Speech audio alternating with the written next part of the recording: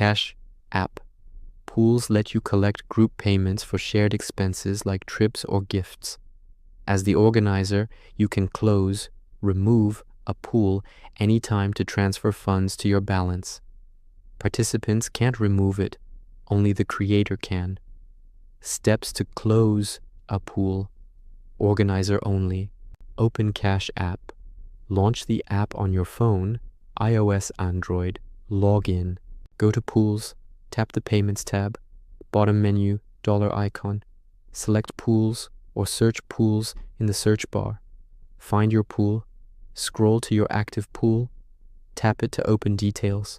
Shows contributions, target, and participants. Close the pool. Tap Close Pool. Bottom or top right menu. Review summary, total collected. Confirm and transfer. Tap Close.